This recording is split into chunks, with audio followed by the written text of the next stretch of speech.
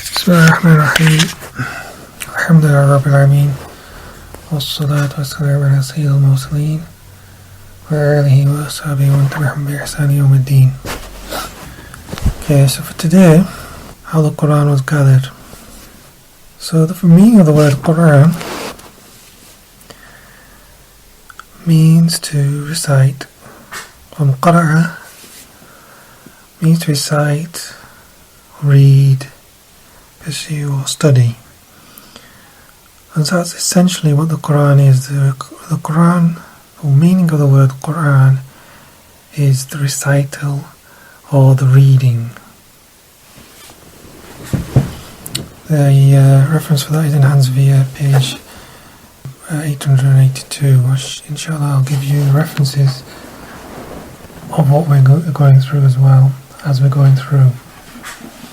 So in terms of giving another definition to the Quran, Imam Zayyari in his kitab Nur al-Anwar gives the following definition that we've just added a few points to.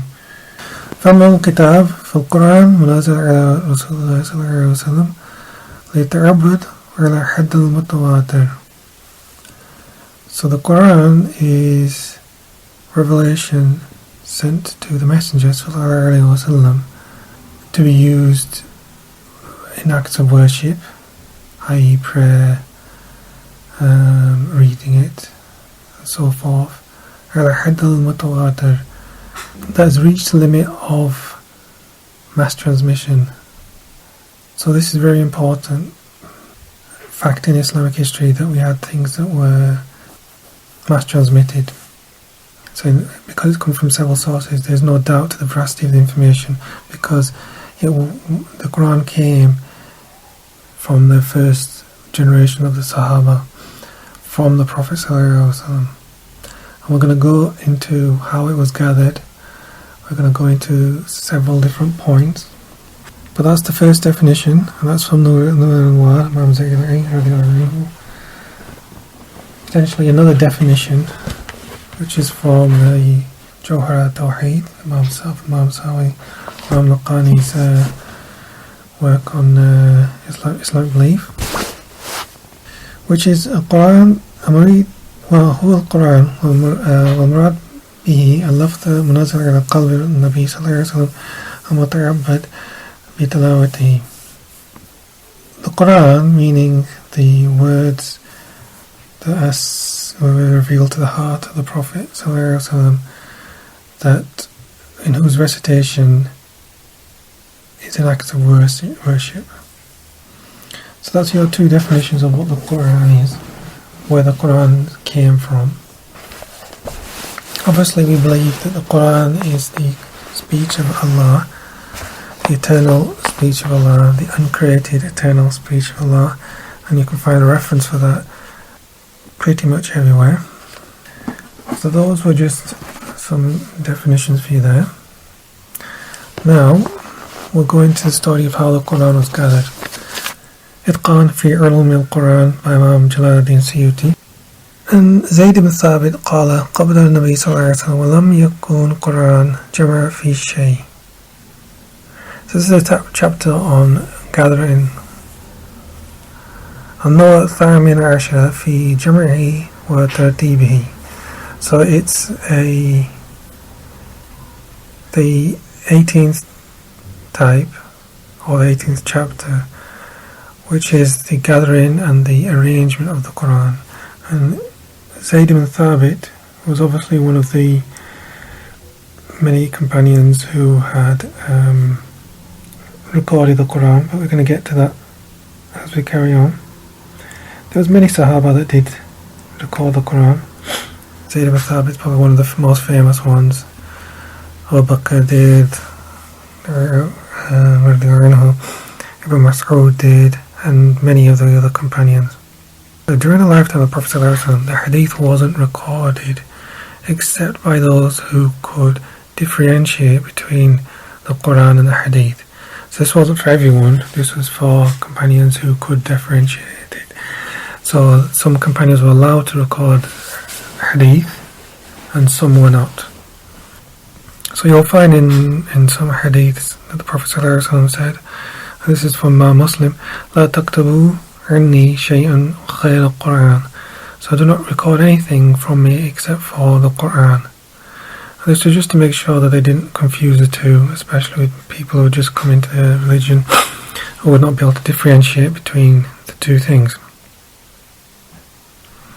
So after the Prophet ﷺ passed on, the Quran was with the Sahaba companions, but it was not gathered into a single book, and it was gathered and it was present. After the Prophet ﷺ passed, the immediate generation of Abu Bakr, Umar, etc., as Abu Bakr took the caliphate, there was a battle of Al-Yamama.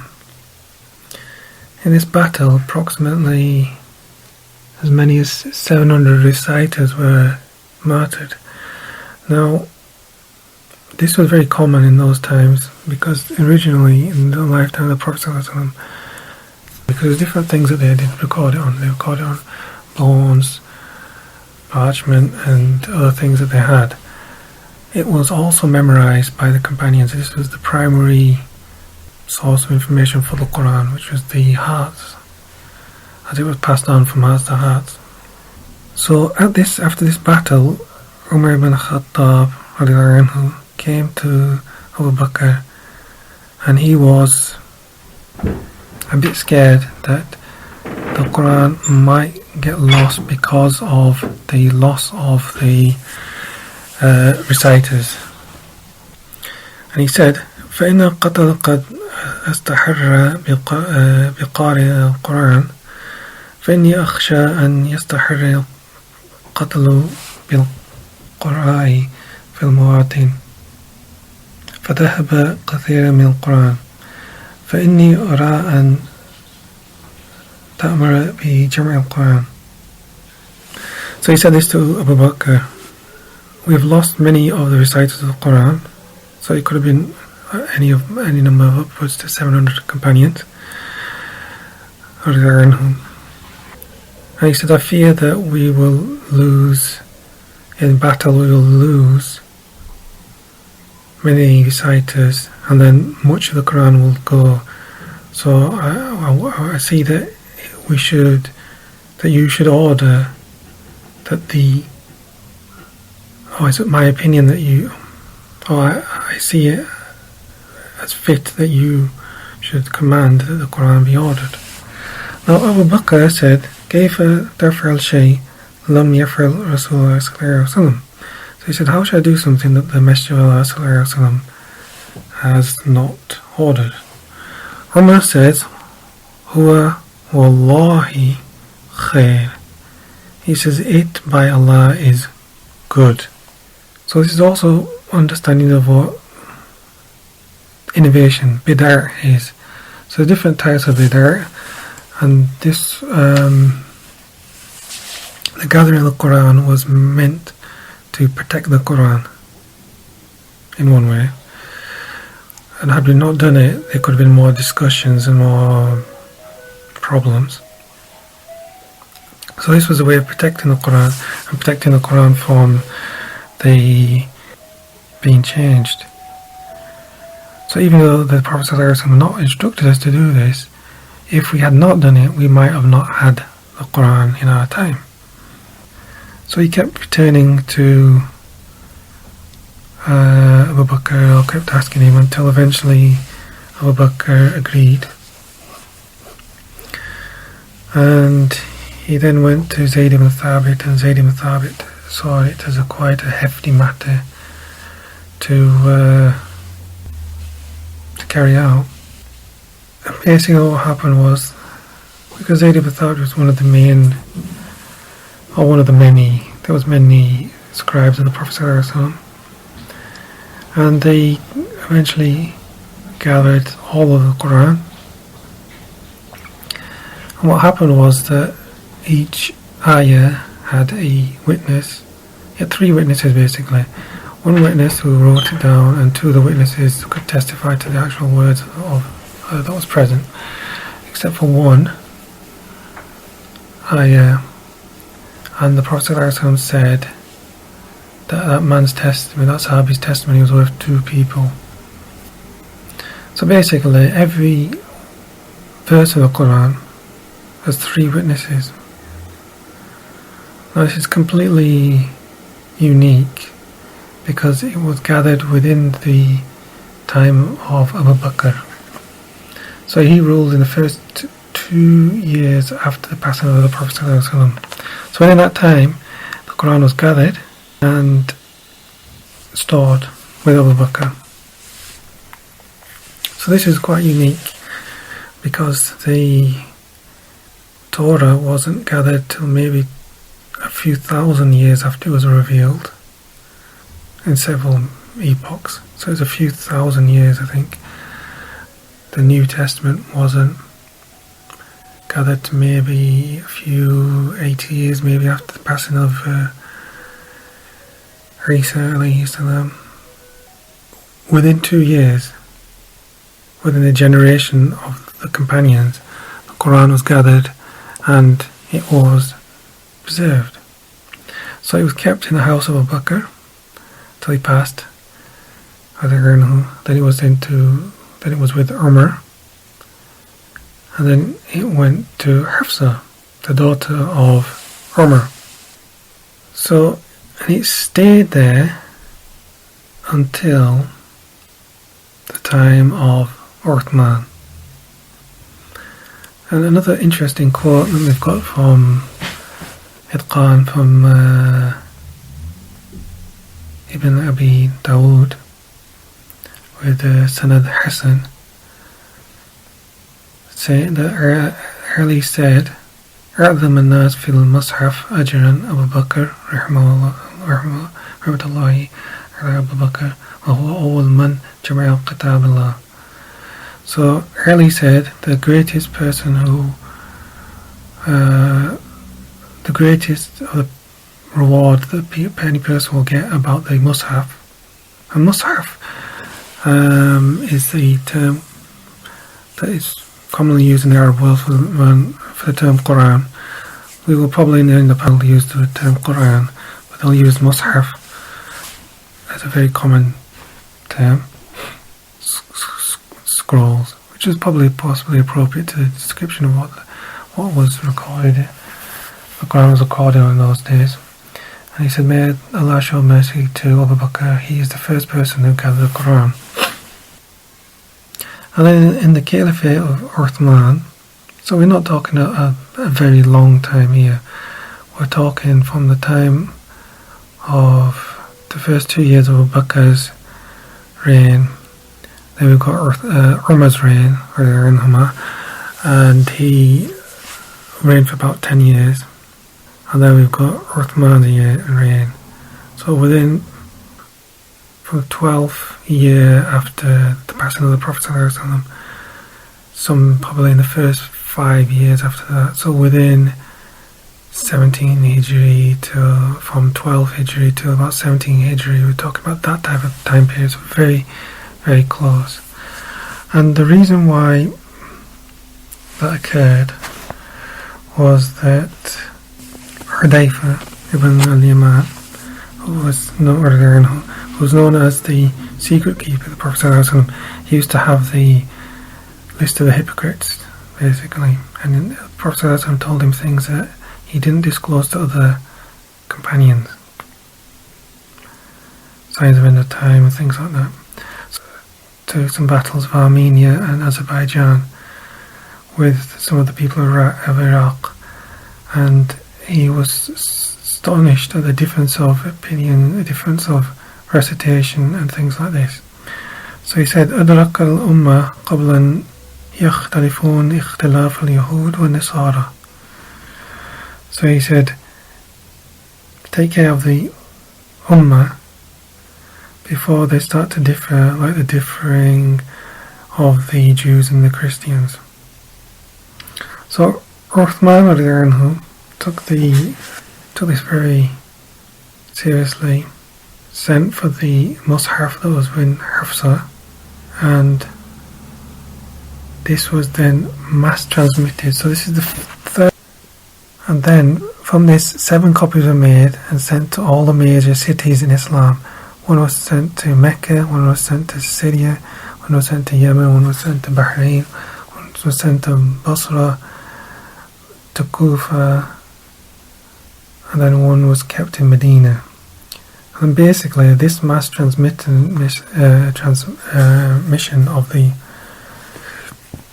Quran, that there was no possibility of anyone having any incomplete copies, or someone having a piece here or a piece there.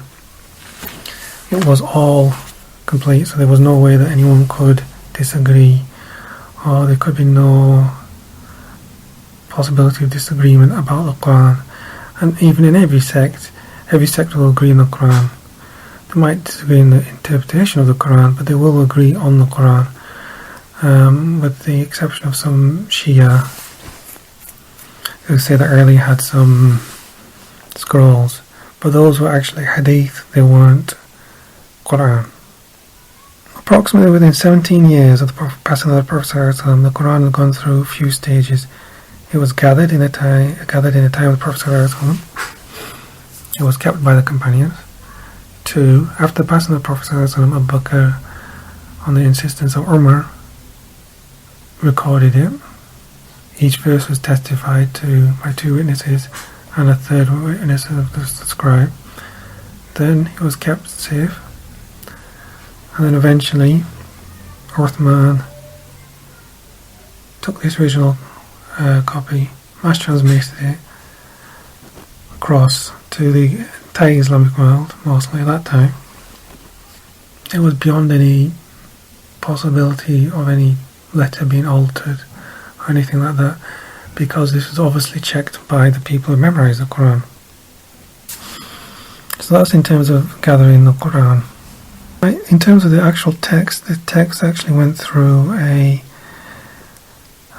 few different stages. In the first stage, there was no letters, no dots, and no voweling. The dots actually came in the time of Sayyidina Ali radiallahu anhu. So if you see an old Quran that hasn't got any dots, potentially it's from around that time.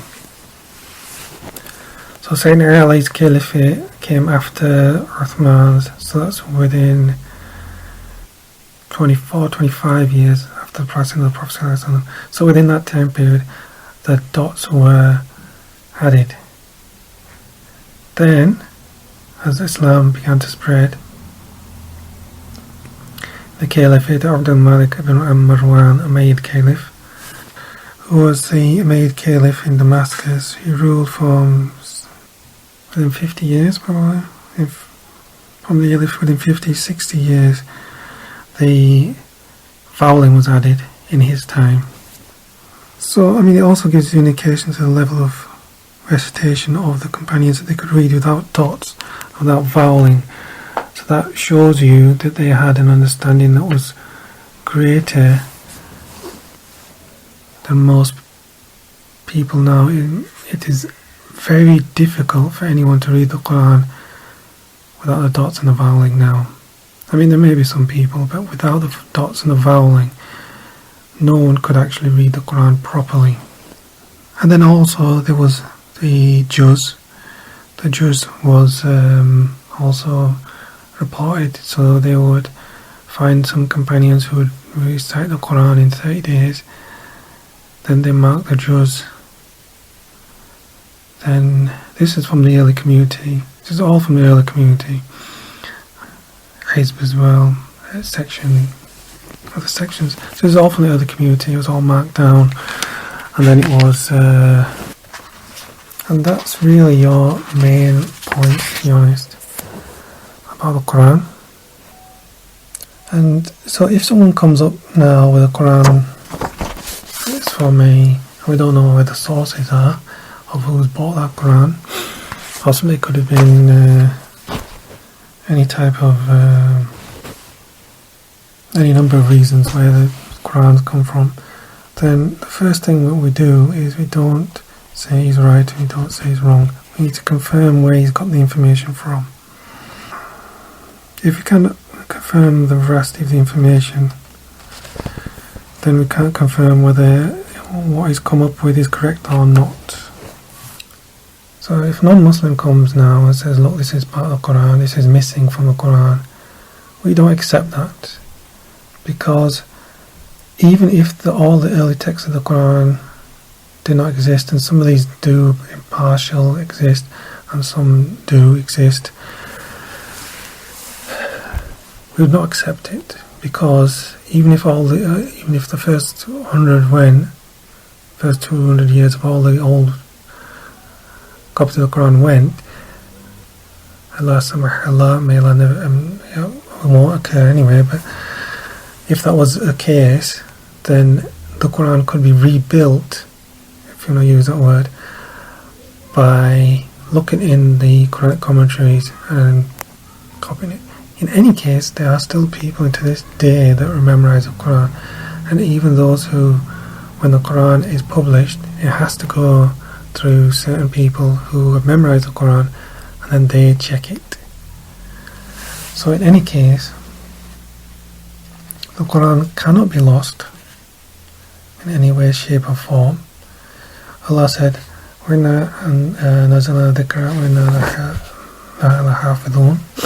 so we have sent down the dhikr, the remembrance, and we will preserve it. So Allah is saying that He was sent down the Quran and He will preserve it. So Allah has sent it down and He will preserve it.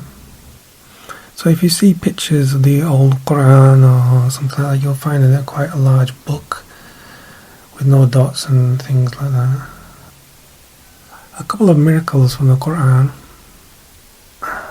Orientalists will always try and attack the Quran, and the Orientalistic argument they will tell you half of this story. They will only tell you Uthman gathered it. So they'll say there's a gap of 17 years, or possibly 17 to 20 years, possibly going on to maybe 20 years after the passing of the Prophet ﷺ. This is obviously incorrect. They generally don't mention that's mentioned by our great scholars of the past who have explained this all to us. And they'll always try and find some sneaky way of trying to attack Islam. And there's even been some quite strange attacks when some Christians have actually taken the Quran, edited it, and then released their own version. I don't want to add fuel to that fire, but that's just silly. So the Quran is an inimitable miracle. Some of the proofs of the Quran being one of the main sources of Arabic grammar is the Quran. So can something that is fabricated as the Orientalists will have Muslims believed, can some usable system come from that? It's impossible if you think about it, because how can a usable system of Arabic grammar, something as complex as Arabic grammar, come from the Quran? I mean, the other sources of Arabic grammar obviously is the hadith and poetry, Arabic poetry, but the Quran being one of the main sources of Arabic grammar. Also, another miracle is formation of algebra. And algebra comes from Arabic word jabr, meaning to force or compel. And where this came from was the Muslim scientists who were looking into laws of inheritance.